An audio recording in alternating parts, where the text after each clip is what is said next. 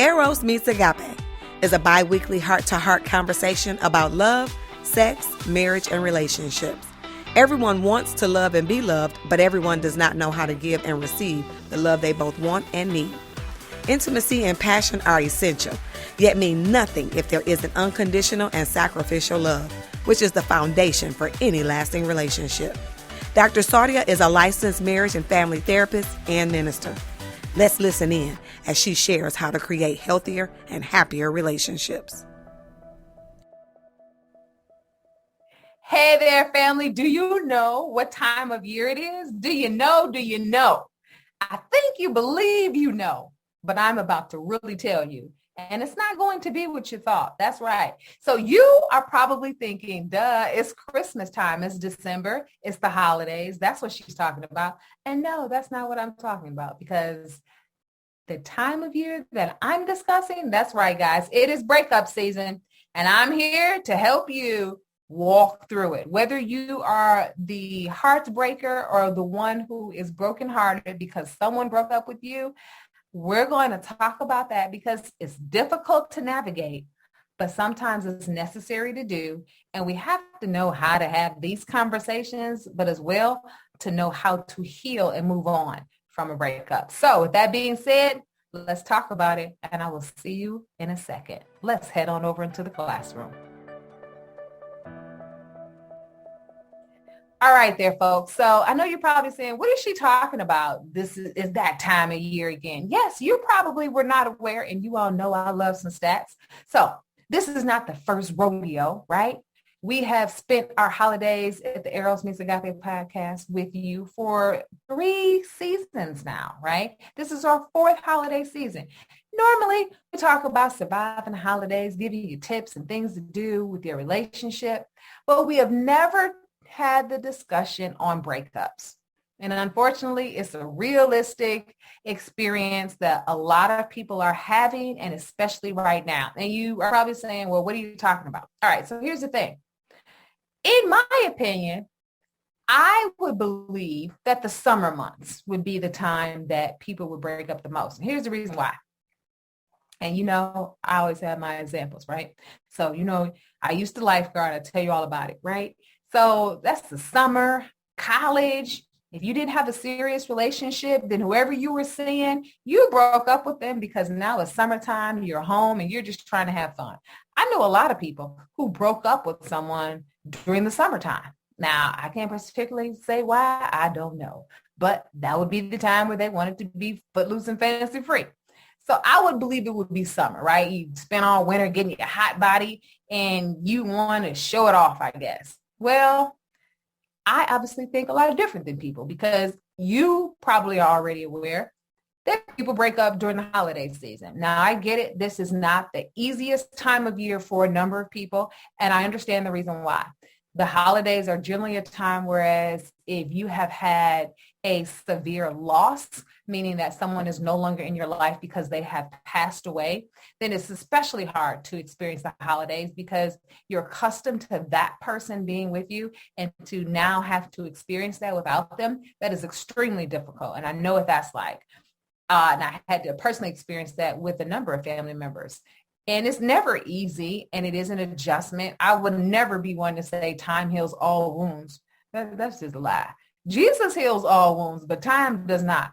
Time helps the pain to lessen if you are doing the things necessary to move from mourning to then grieving, to then just grieving the loss of never having the opportunity to love that person, face to face anymore. But while a lot of people grieve, loss and distance during the holidays, we have to be honest in talking about the other side of that coin, which is breaking up with someone during the holidays. It's difficult to experience. And I can understand why. If I'm really thinking about it logistically, you're making certain that this time frame, if you're doing it, most people are looking at it from this point of reference. They're saying to themselves, I want to start my new year off with a clean break. I want to experience new things. I want to be happier. So therefore, I'm leaving everything that did not work for me in that old year. And I am embracing everything that is new for me, clean, fresh, and free. and I'm not dragging old baggage into my new year.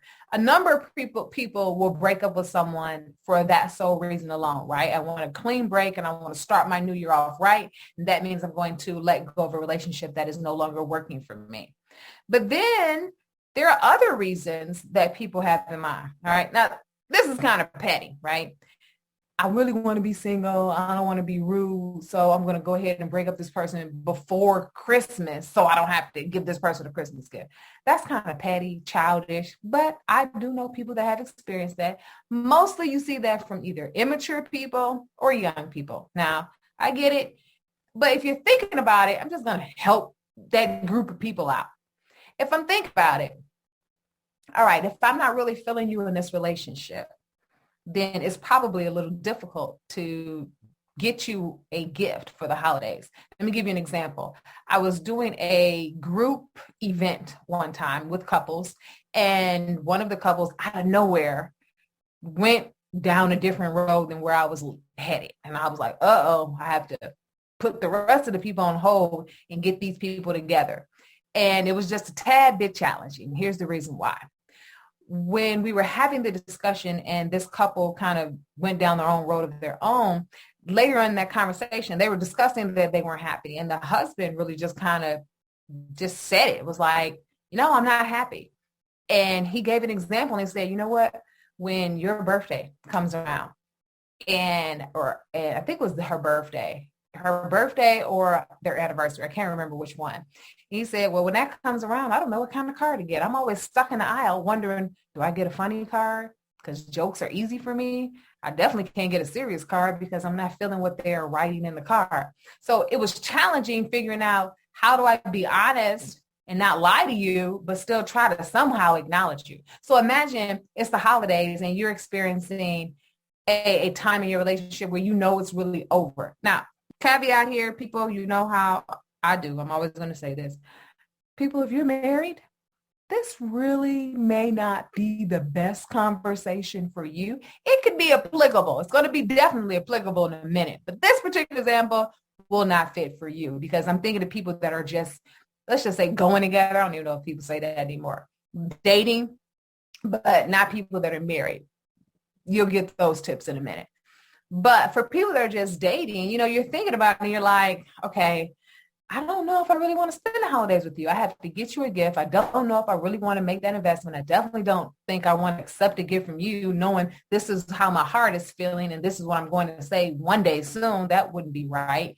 But also don't know if I'm feeling comfortable us sharing time with our families, knowing that this is not what I want for my future, right? So when we look at it from that point of reference, for that group of people who break up right during the holidays, well, then that seems understandable and it's completely fair. So it's all about timing. So let me go back to how I started off this episode when I said, do you know what time of year it is? Guys, it is breakup season. And the reason why is because statistics show that December is the most popular month for breakups. But get this, even more specific and to the point, December the 11th is the day that people experience the biggest breakups, meaning the most. So statistically, December 11th is the most common day that couples will break up. Now, you're probably wondering, like, how did it get to be December 11th? Now, I don't know the research behind it. I love some stats. I like to make certain that stats are correct. I'm not just throwing numbers out there. That wouldn't be appropriate. So remember, we just talked about people grieving a loss. And we also talked about people wanting to go into their new year feeling, that they have a bright, happy future ahead. So any negativity or baggage, we're trying to do all that we can to leave that in the old year while embracing the new year free and happy, doing all that we can in order to be happy, right? So if I have an unsatisfying relationship, I'm definitely going to let that go and not take that into the new year. So when we look at December the 11th, that doesn't seem as clear as why maybe December being the most popular month. That seems clear. I get it, right? We just went over why that would seem clear. But why December 11th? And I got to thinking about it. I don't know the research in why and how they came up with that number, but just logically, this is what I was thinking. So generally, the holidays in the U.S., really begin Thanksgiving through New Year's, right? And that's about a month and a half, right? So you have all of December and then you have the latter part of November. So that's roughly a 6-week time frame.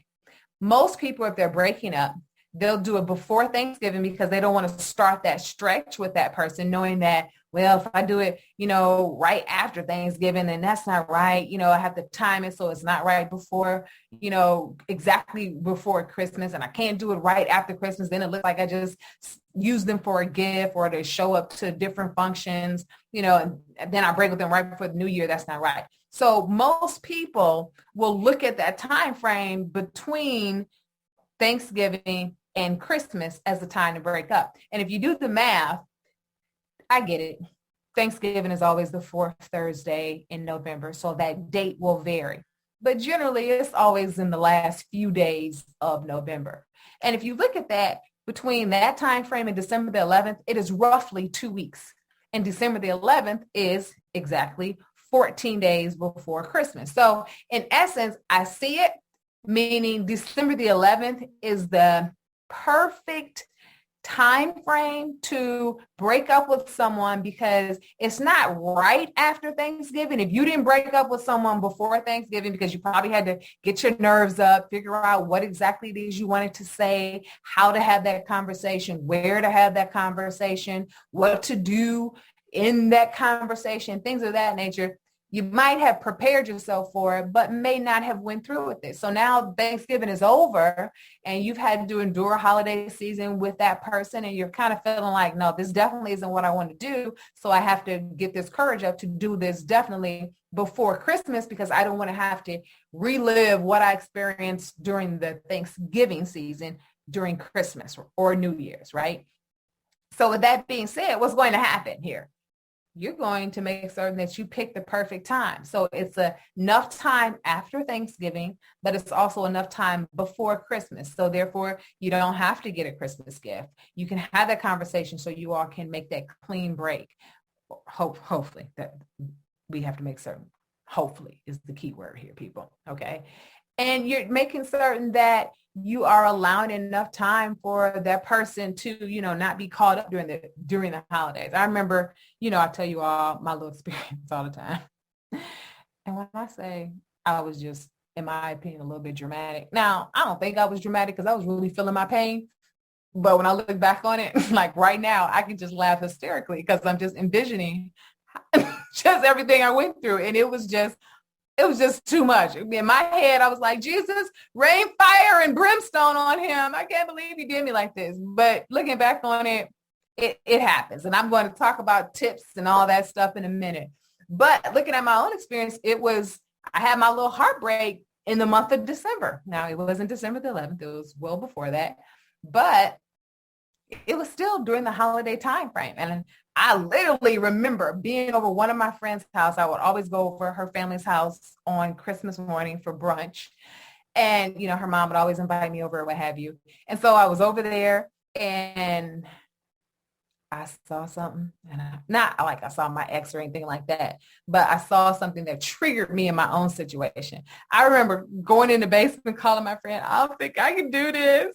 What am I going to do? Oh my gosh. She's like, get out of there. Get out of there as quick as you can. Just say whatever it is you need to say. And I was just like, I can't do this. And it was a possibility that, not that I would have ran into my ex, but mutual people that we know. And I just didn't want to go through that. So I made a beeline up those stairs and was like, hey, great seeing everybody. I got to go home and start cooking now, and got out of there because I was being triggered. I was just so hurt. But now looking back on it, was it a heartbreak? Most definitely it was. It was during the month of December, which is the time that we are learning is the most popular breakup month of the year. And it's because people don't want to go into a new year. Looking back on it, that's not what he wanted to do. Can't be mad at him for that. But I don't have to like how it went down. And that's what we're here to talk about. Breaking up is definitely hard to do, whether you are the heartbreaker or the brokenhearted. It's difficult because you have to deal with emotions. And we talk about emotions here on the show all the time. I am your emotions coach. I'm talking to you about emotions all the time. I know when I get down in a room with my clients, whether I'm counseling or coaching, I'm breaking everything down to attachment and emotions. That's always what it's about, because we have to learn how to manage and navigate and be in control of our emotions. Your emotions should not be leading you. That's not how it goes. I know, we hear things such as, I wear my heart on my sleeve, or, I'm just led by my emotions. No, you should not. You should not be led by your emotions. Your heart is deceitful. At least that's what scripture says. It devises things that just aren't good for you. You cannot listen to your heart and lead by it. Your emotions are a guide. They are not a roadmap. Your emotions give you insight, but you should not use that insight and be led by them. It's like basically being led by the blind. You can't do that. Or someone who has no clue as to what they're doing. That's not healthy, all right? So when we're looking at breaking up, it's difficult, whether you are the person that's having the conversation or the one who is hearing and listening and being a part of this conversation. I have been on both sides of the coin, and I'm not ashamed of it. It happens. It's nothing wrong if someone breaks up with you. It means that it wasn't working out right. I know there's this, probably should not be having this much fun with this episode, but when it's a good testimony of when you heal from a hurt, you can look back on it and laugh because you're able to see yourself and you're able to see your growth. And I'm laughing at my own stuff. It's because I've been able to grow from that hurt. But during the time, oh gosh, just you can speak to any of my friends and they'll be like, ooh, I wish she was laughing then because it was difficult going through it for her and being a part of it, helping her to heal, right? You should definitely have a support network with you. But when I think about my little time period, it's just the fact that when it comes to looking at this breakup and healing for this breakup, whether you are the person who is exciting this conversation or you are receiving on the receiving end of the conversation, you have to really be aware of your emotions. So what do I mean by that, being aware of your emotions?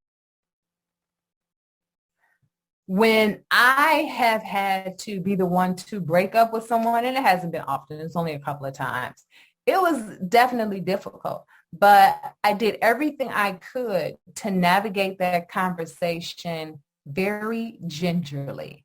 What does that mean? It means I tried to do everything I could to be mindful of this other person's heart, right? You don't want to do something and you have that sown back into you. Whatever you reap, you sow, right? So I don't want to put something on someone else and then it comes back to me and it's negative. I want it to be positive. So I'm trying to do good to other people so that that good can come back to me. So whenever I have been the one who was breaking up with someone, it was never easy. One, I date men that are very in tune with their emotions. So I'm watching them through their emotions and it's not easy because I'm seeing them hurt and I don't like being the cause of that. But in the same sense, it's about not just looking at that emotion and being led by it. That's almost like, a mama seeing her baby cry and it's like, okay, I don't want to see my baby cry. And then they stop. No. Meaning, okay, baby, you can have whatever it is that you want now because I don't want to see you cry. No, grandparents do that, but not parents shouldn't do that. No, it's really the fact that you have to hold true to yourself and your own emotional needs and be cognizant of those. Now, there are caveats, meaning that there are things that you can do to change that so that maybe you don't have this breakup. And we're getting ready to head into that. But you're making certain that you're having the conversation and you're doing it healthily. You're making certain that you are mindful of another person's heart because you yourself have one.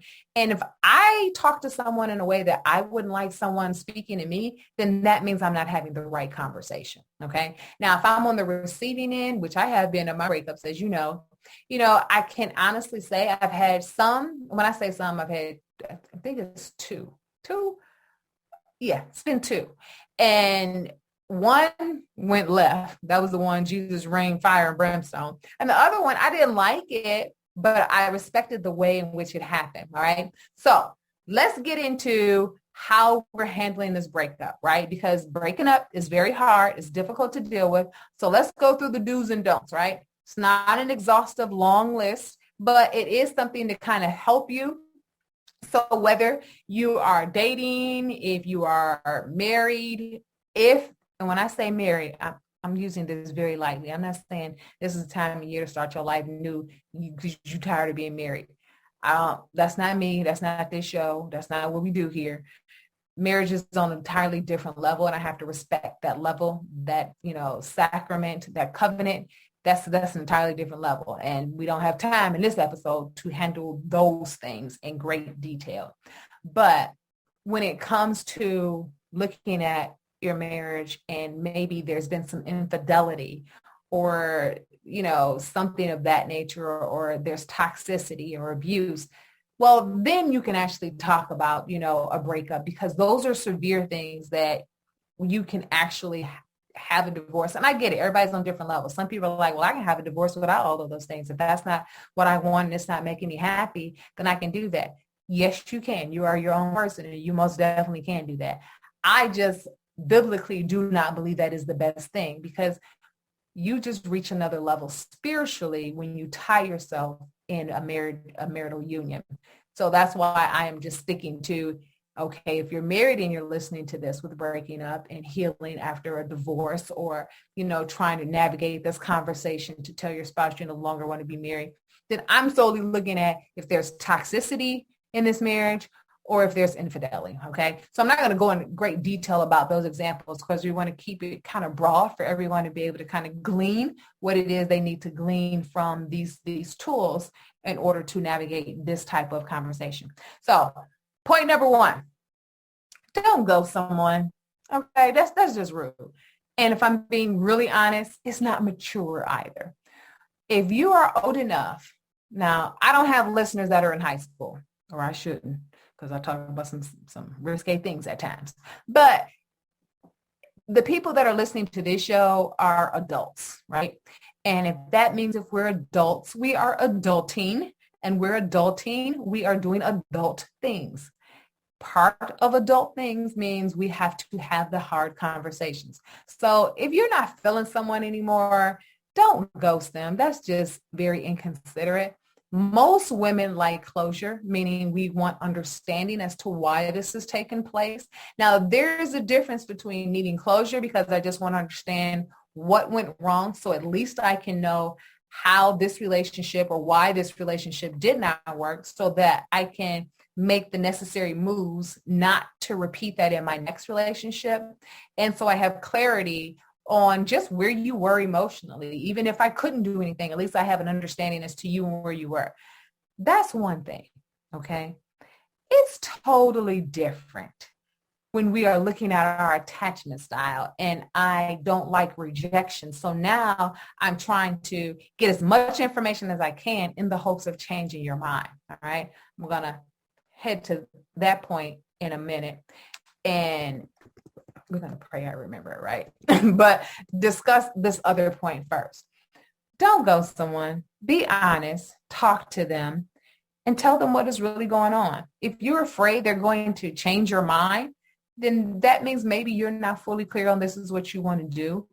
Or it's even further evidence that there's not a equality or a respect with this relationship, because if this person is really just speaking to you in a way where they get what they want, or they make you feel bad for doing what it is that you want, then that's a toxic relationship. That's something that you should not be involved with. You should be able to express your emotions without fear of them trying to convince you otherwise or invalidate your emotions. That's very insensitive and very unhealthy when it comes to relationship.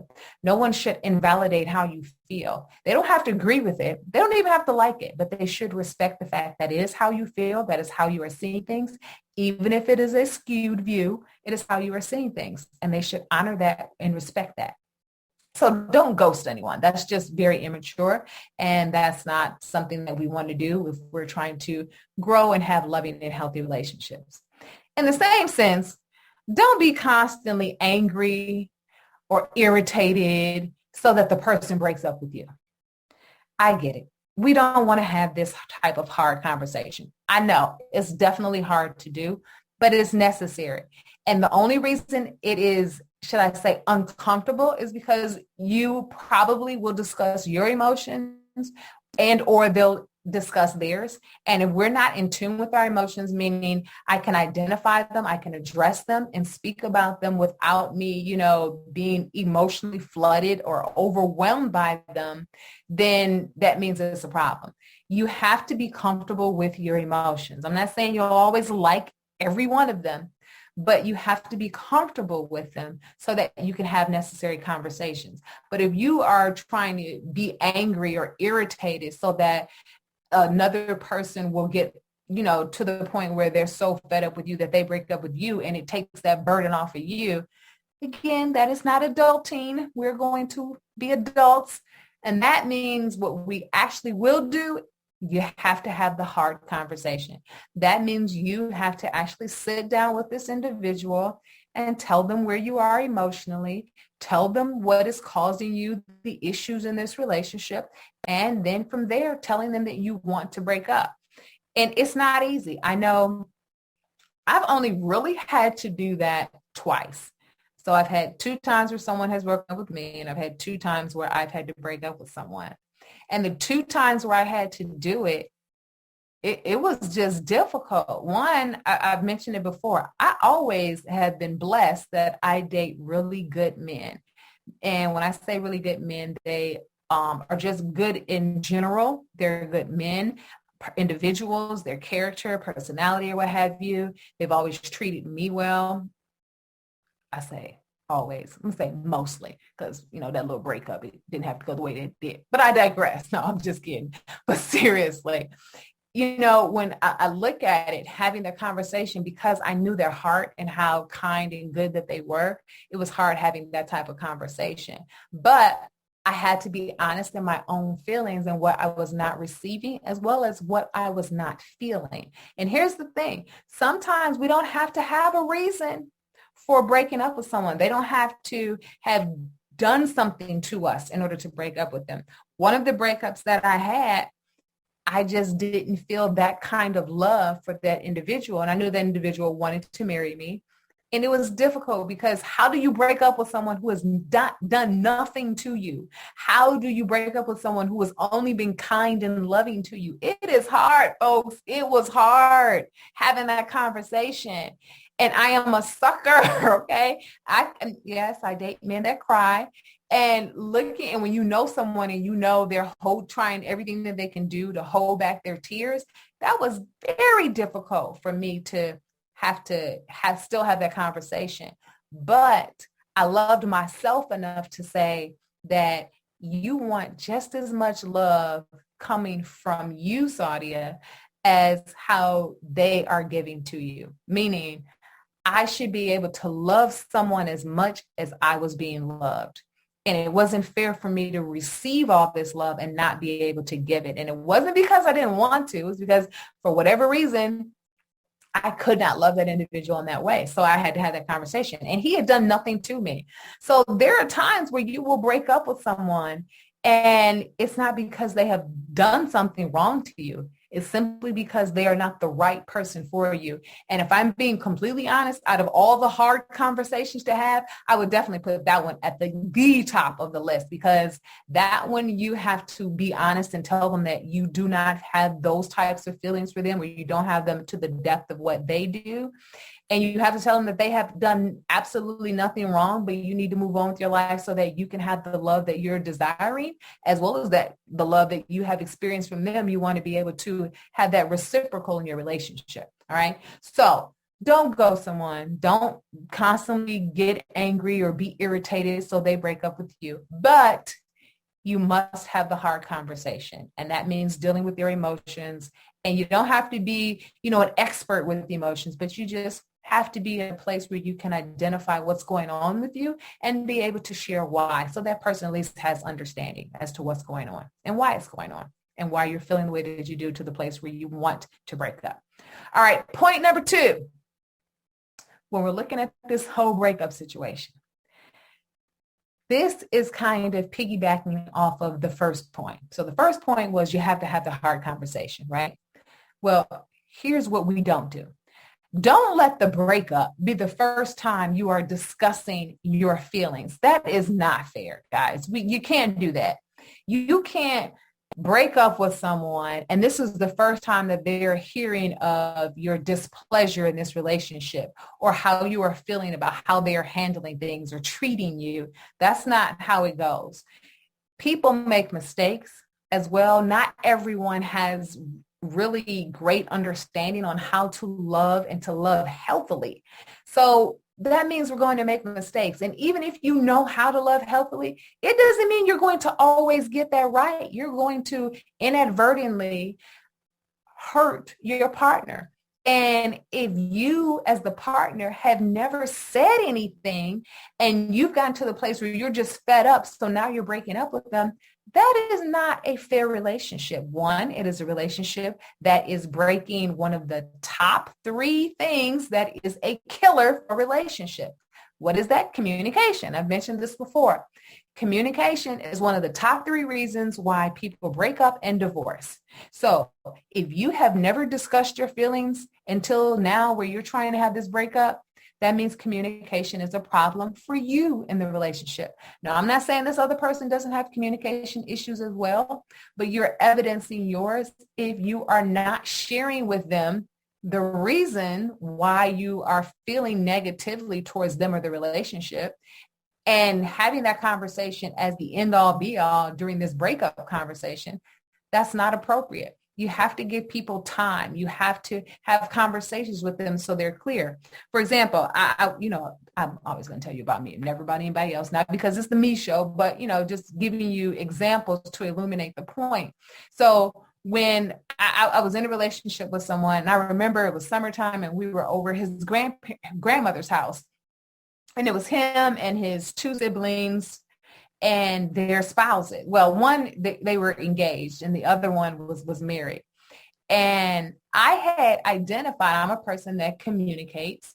And so I had identified with my boyfriend at the time, what's going on with us, what's happening, why are you seeming distant, why are you seeming like you're not invested. I had mentioned these things a few times. And the way that I don't really think he heard me. And there's a difference. He listened to me, but I don't think he really heard me because nothing had changed. And so we were at his grandmother's house and his 2 siblings were there. We were in the backyard and we were, sitting, in lawn furniture or what have you. And I was talking to him and we were looking at his siblings and, their mates. And I was like telling him in this way, and I was basically telling him, you know what? You see your sibling, your older sibling over there? See how they are?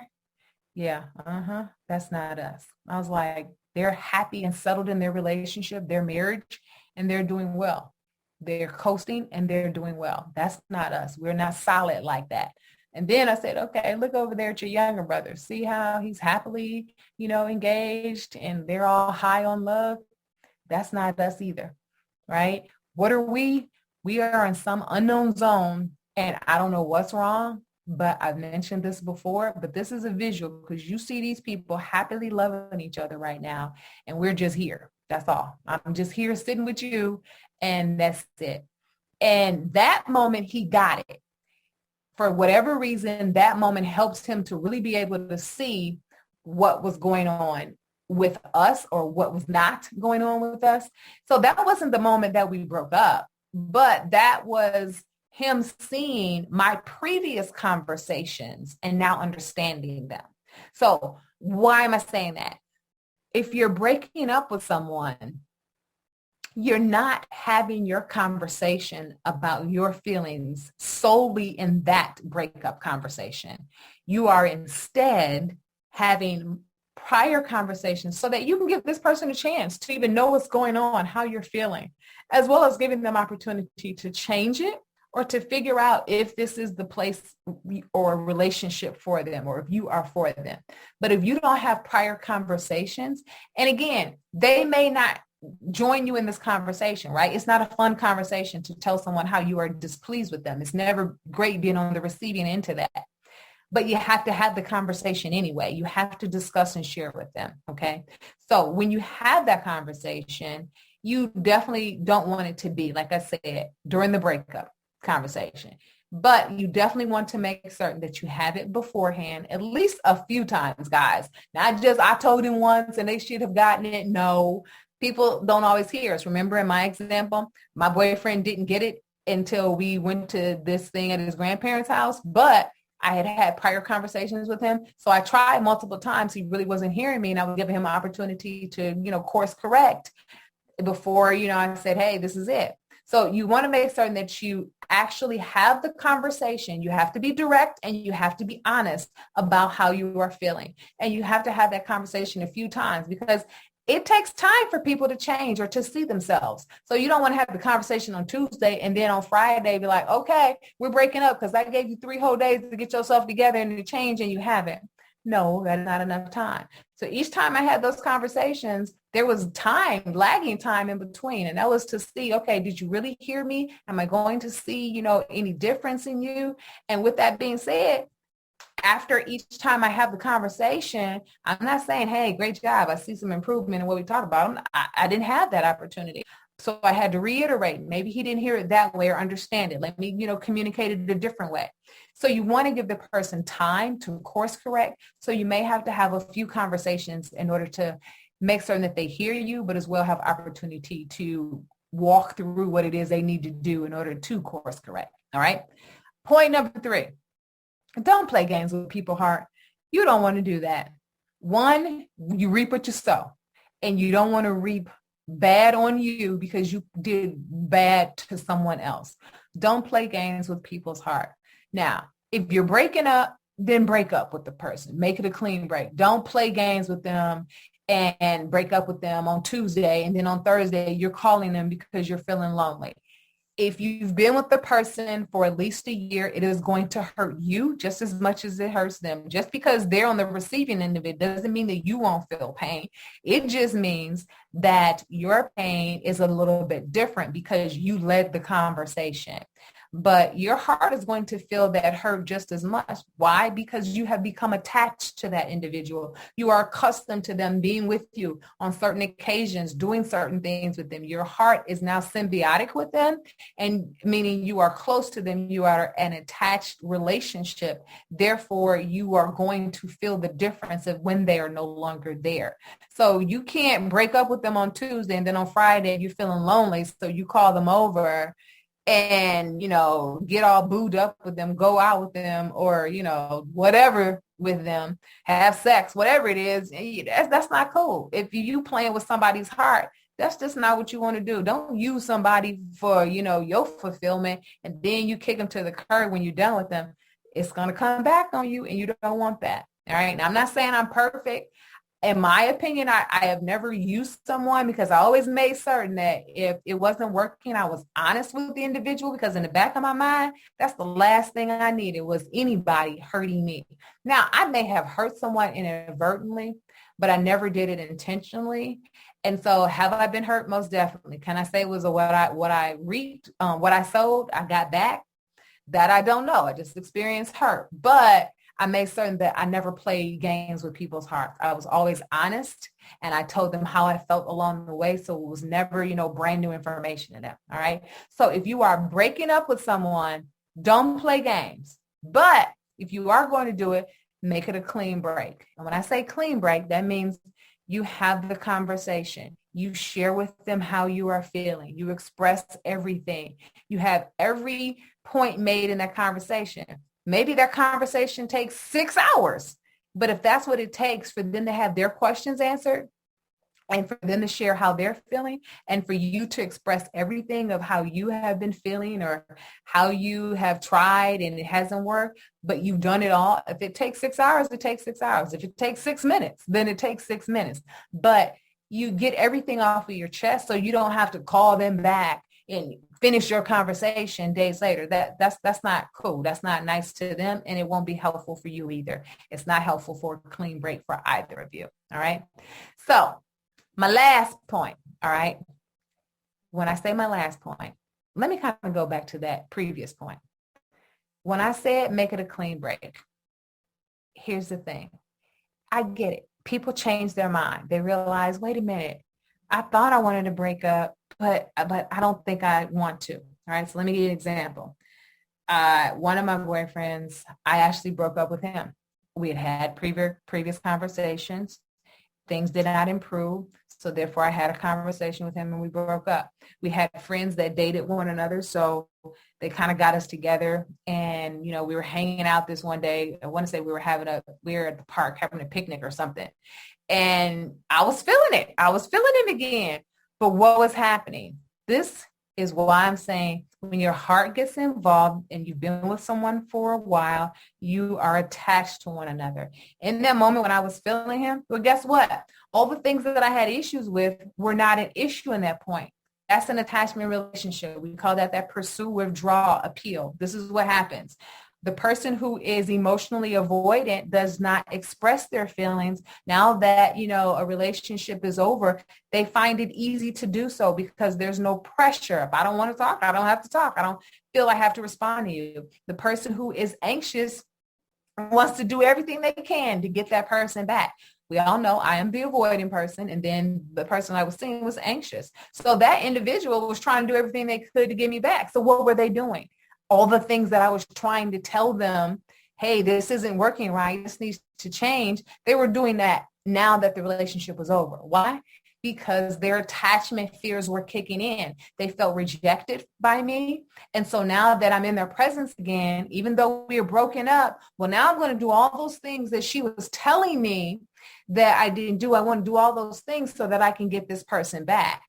Well, they were able to do it in the moment, but then after that, it could not be consistent. So now we go back to that push-pull effect. There's this pursue and withdraw. They pursue after me, I withdraw because it's not happening. They're not doing what it is that I'm needing and not doing it consistently.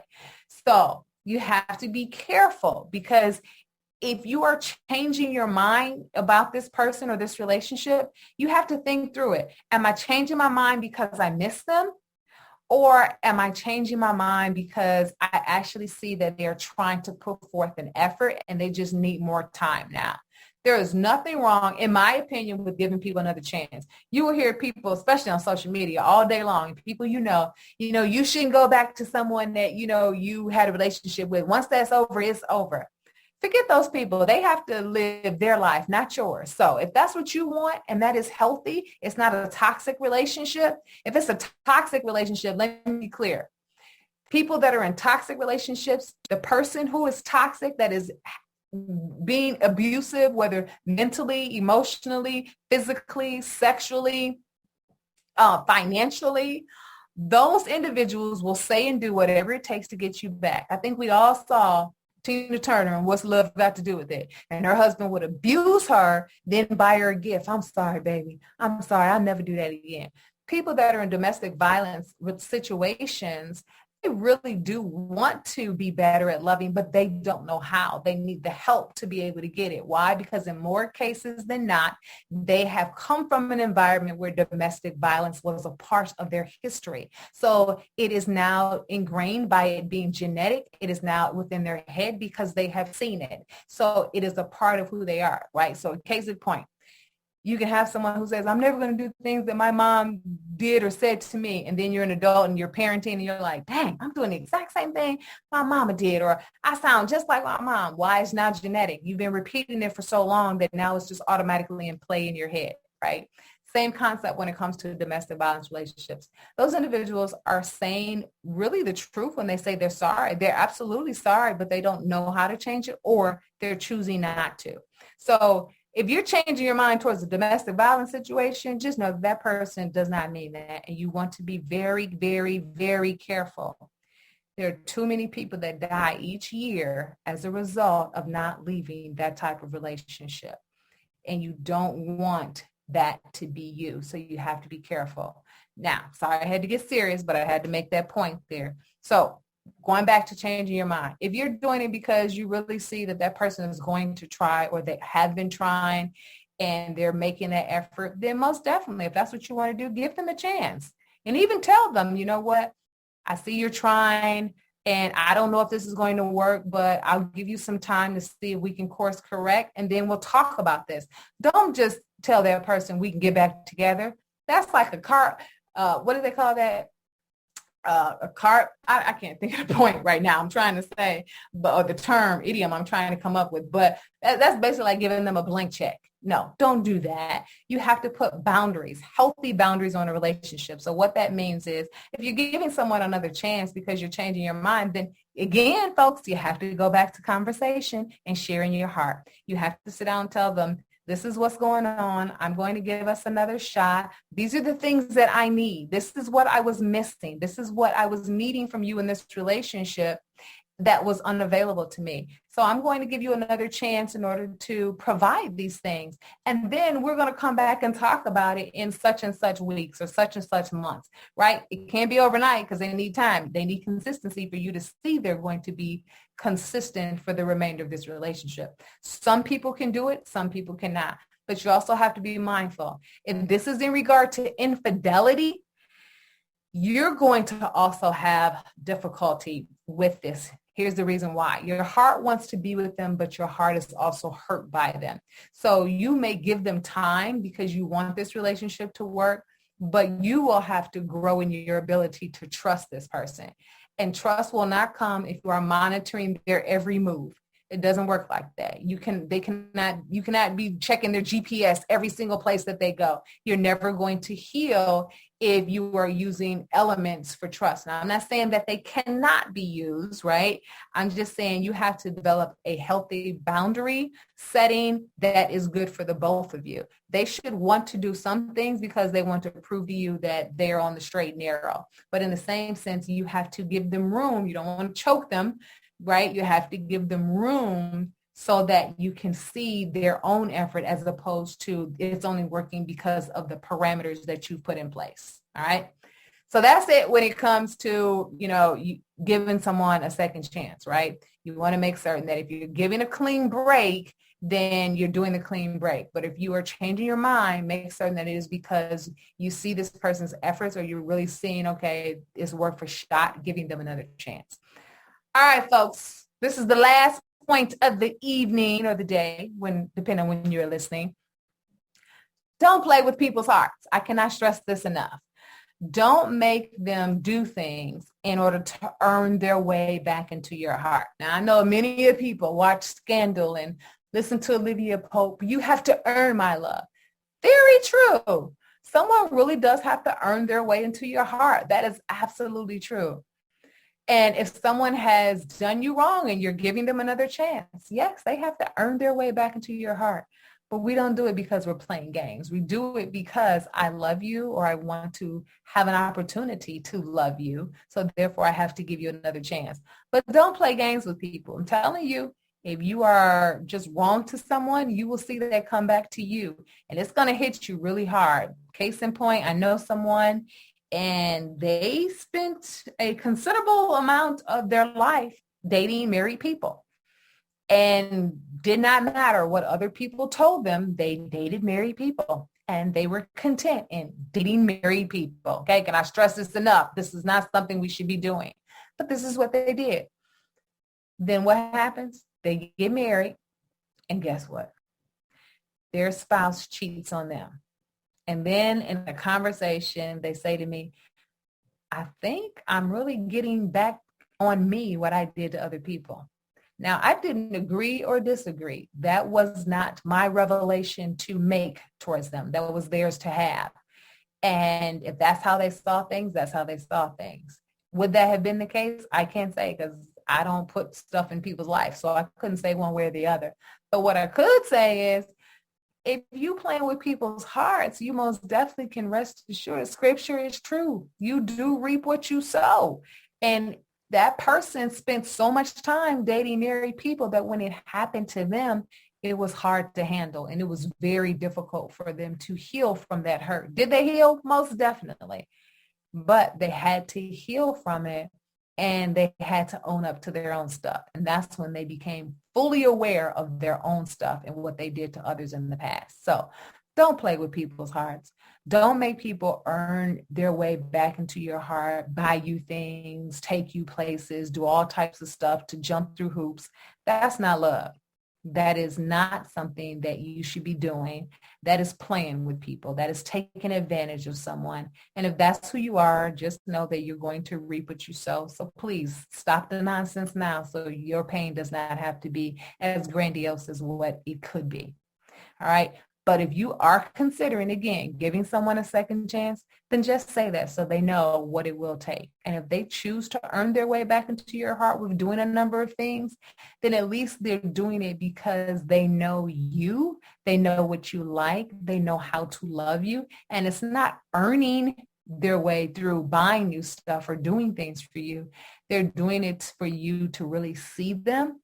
And so if you're going to see them, don't just look at their outward extension and the things that they're doing outwardly. Take a look at the heart. Have that conversation with them. Have multiple conversations with them to see where their head as well as the heart is.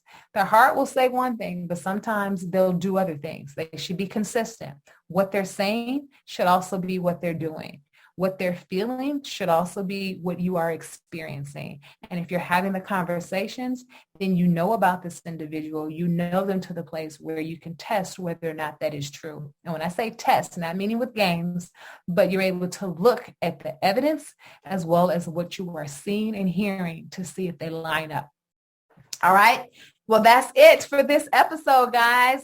That's how we talk about breaking up. It's definitely something that we don't enjoy doing or experiencing, but there is a way to handle it. And when we're healing from a breakup, it's all about, you thought I forgot, didn't you? But I didn't. But when you're healing from a breakup, you have to lean on your support system. Make certain that if there was an opportunity for you to share your heart, you do so in its totality so that you can walk away knowing that you have expressed everything and there's nothing left for you to have said to that person because they know how you felt about them or what it was that you wanted. And if they chose not to agree, you can walk away with knowing that you did everything that you could in order to salvage that relationship. But moving forward, you're going to hold your head up high and believe that the best is yet to come. So lean on your support system, talk about it, and talking about it does truly help you to heal.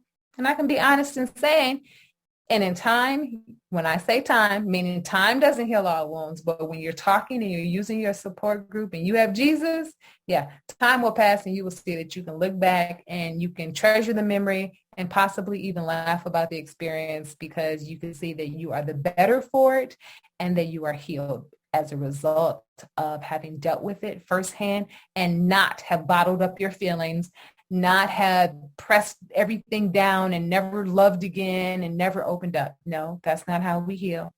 All we do, we talk about it, we learn, and we grow from it. So you always want to grow through your experience, not just go through it as in G-O, but you want to grow through it, G-R-O-W. All right. Well, that's it, guys. That's it for today. So you know how we like to wrap up the show. We're going to have our like it, love it, leave it tip. My like it is the fact that I like the fact that if we can communicate and share our feelings, then we can have controlled conversations to the place where maybe we can salvage a relationship or at least be able to walk away with our head held high because we have always been one to be honest and upfront. I love the fact, and I'm being honest here, this is me. Everybody doesn't think like me, but I love the fact that if you want to give someone a second chance, there's nothing wrong with doing so. And I love the fact that when someone is honest and truthful in the fact that they're saying, I know that didn't work out, but I want to give it a shot, then there's nothing wrong with it. I know that I had a situation and I did exactly that. I had to pour my heart out. It was the most difficult thing I had to do. But I walked away knowing I said and did everything that I could possibly say or do to get this person to truly hear me. And it didn't work for me, but that's okay because I honestly look back knowing I did everything I could do. All right. And for me, that meant I wanted to give it a second chance, even though that's not what they chose or what they wanted. But I was able to still hold my head up high. So I love the fact that we can put our pride aside and actually have those difficult conversations. And sometimes it really does work out for you. My leave it tip, just going to leave this here. All those don'ts, make certain you don't do that, okay? Don't be the person that is the bad breakup person. You don't want to be someone that, years later, if they see you, they're frowning. You want them to be able to say, hey, it didn't work out, but that person was still kind to me. That is something you most definitely want to do. And I can honestly say, I do not have an ex-boyfriend. And I know I mentioned this some time ago that I had maybe one, not even that one. Even that one is cool with me. And it's not because of what I did. It was meaning he wasn't cool with me because of him. But I can honestly say I have a good relationship with my exes. Not that we talk or anything like that, but there's no hard feelings. There's no animosity. There's no anger. And it's because, in my opinion, of who we were, as well as how we handled the situation. So that being said, guys, that's it for today's show. I love you guys. I want you all to look forward to having a wonderful, wonderful Christmas. I'm going to actually be with you all before the Christmas holiday. And if you want to know more about attachment and dealing with your relationships and being in control of your feelings, go to the show note link and go straight to my link where you can get the book, Get Naked, Learning to Love Again Without Fear. And of course, I am going to be, during the holiday season, available for you guys. If you want to chat, I'm going to be on Clubhouse in the No Dessert Before Dinner group. We're just going to be talking about love, our relationships, giving each other advice and support, and encouraging one another with whatever that person or that topic of conversation is for that day. So I'd love to have you in the chat room with us, and that will be on Sundays, Eastern Standard Time, and that will be beginning this Sunday, December the 12th, and that will be at 7:30 Eastern Standard Time on Clubhouse with me, Dr. Sadia, Eros Meets Agape, No Dessert Before Dinner. Outside of that, guys, hey, text us, no dessert, text no dessert. And I want you to text that to 877-7LOVE-07. And I'm going to send you weekly texts of support, encouragement for our self-love journey so that you can experience the best from life and love, and so that you can have the most possible that you can have with love in your life. All right. That being said, that's me. Don't forget to follow us on social media at Eros Meets Agape on Twitter, Instagram, and Facebook. I love you guys. I will see you soon. Happy holidays. Can't wait for Christmas. All right. Bye-bye.